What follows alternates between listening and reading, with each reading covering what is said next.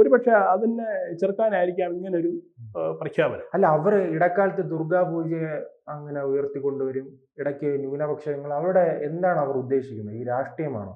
തീർച്ചയായും പിടിച്ചു പോവുക? അല്ലല്ല, രാഷ്ട്രീയം മാത്രമാണല്ലോ. അല്ലാതെ ഈ പറഞ്ഞ പോലെ ഇവരുന്ന് ഈ വിശ്വാസം കൊണ്ടാണ് ചെയ്യണമെന്ന് പറയാൻ പറ്റുമോ? ഇപ്പോൾ ദുർഗാപൂജ എന്ന് പറയുന്നത് ബംഗാളിയെ സംബന്ധിച്ചിട്ട് അവരുടെ ഒരു വികാരമാണ്. ആ രാഷ്ട്രീയത്തിന് അതീതമാണ് ആ വികാരം. മുമ്പ് CPM ഭരിച്ചിരുന്നപ്പോഴും ദുർഗാപൂജ അവർ ഭയങ്കര ചെയ്തിരുന്നു. അത് വേറൊരു വശമാണ്. പക്ഷേ മമതാ ബാനർജിയെ സംബന്ധിച്ചിട്ട് എവിടുന്ന് 10 വോട്ട് കിട്ടും അതിലേക്ക് ചായുക എന്നുള്ളതാണ് അവരുടെ പ്രത്യേകത. നമുക്ക് ഓർമ്മയുണ്ടല്ലോ, കഴിഞ്ഞ 2 വർഷം മുമ്പ് ദുർഗാപൂജ പന്തലൊക്കെ അവർ പൊളിച്ചതാണ്. നടത്താൻ പറ്റില്ല എന്നൊക്കെ പറഞ്ഞിട്ട് ഒരു ബഹളം ഉണ്ടാക്കി.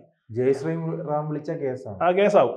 അപ്പോൾ അങ്ങനെയുള്ള സാഹചര്യമൊക്കെ വന്നപ്പോഴത്തേക്ക് സ്വാഭാവികമായിട്ട് ഇത് ബംഗാളികളുടെ ഈ വികാരത്തിൻ്റെ ഭാഗമാണെന്ന് മനസ്സിലായപ്പോഴത്തേക്ക് അവർ കുറച്ച് പുറകോട്ട് പോയി.